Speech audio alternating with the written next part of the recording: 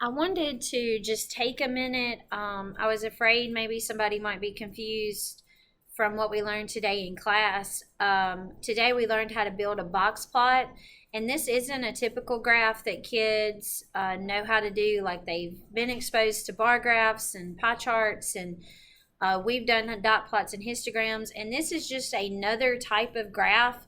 And what it shows is the variability of data, meaning it shows how spread out the data is.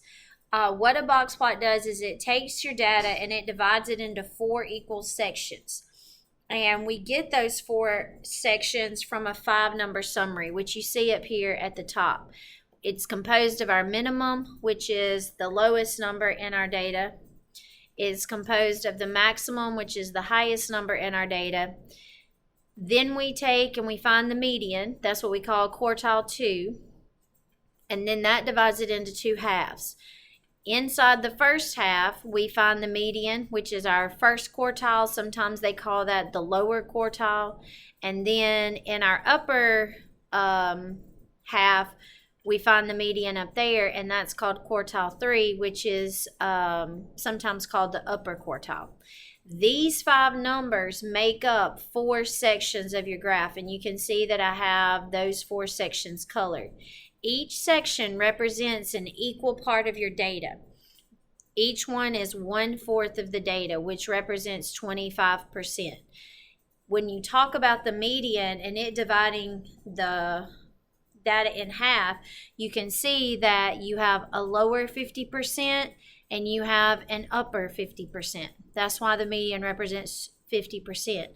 Whereas quartile 1 only has 25% and quartile 3 has 75%.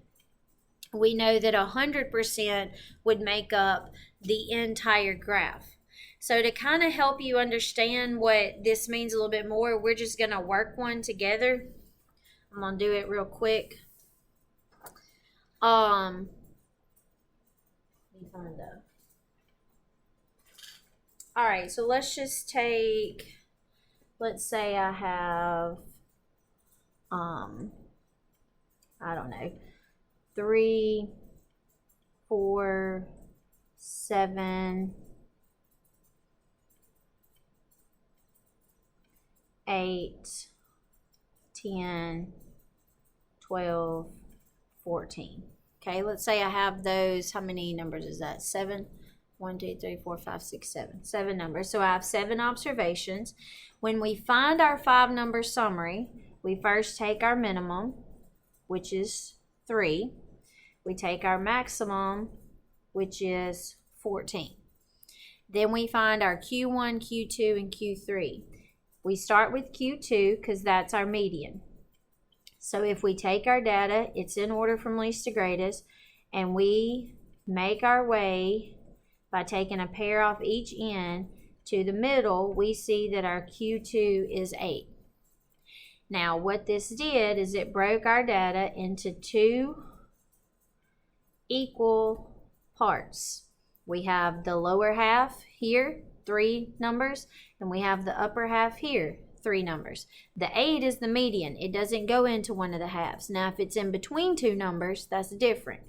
So then you look at your lower half and you find the middle of your lower half. So if I find my middle again, the middle of my lower half is 4.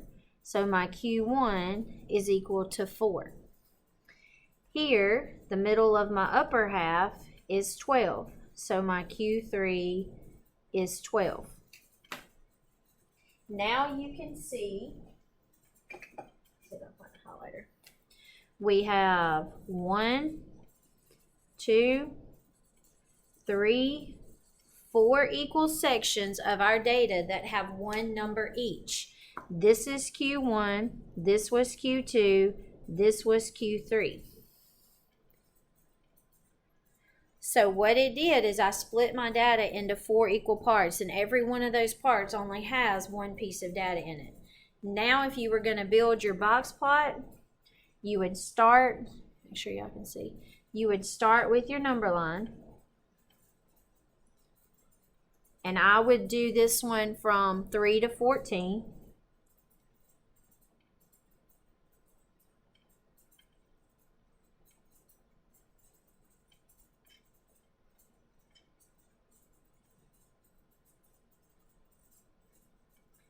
Now I have a couple extra spaces on my number line, so I'm going to fill it on up even though I don't necessarily need it.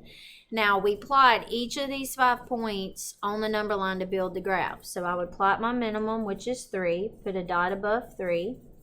I would put a dot above 4 for quartile 1, put a dot above 8 for quartile 2. This is your min, Q1, Q2. 3 goes on 12. And then, of course, my maximum is 14. That is your 5-number summary. To build your box plot, the box goes around Q1 to Q3.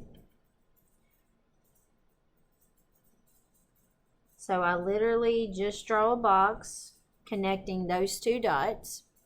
The whiskers connect on each end. And then you put a line through your median. Now you can see the 4 equal sections.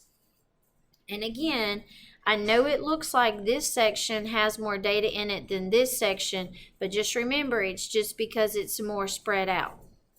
So if I was looking and I asked you how much data is between Q1 and Q3, well, this is 25% and this is 25%. So between Q1 and Q3, that's 50% of our data. If I asked you what is below Q2, I would look at Q2 and there would be 25% here and 25% there. So that is 50% of the data, half of it, which we already figured out up here. Now, if you weren't given the data to begin with, if you were just had to pick out your 5-number summary, you would just look at each of the dots that were on the number line. And that's all it is to it. If you have any questions tonight, just ask me on Remind. I'll try to be sure to check it, but I hope everybody has a great night.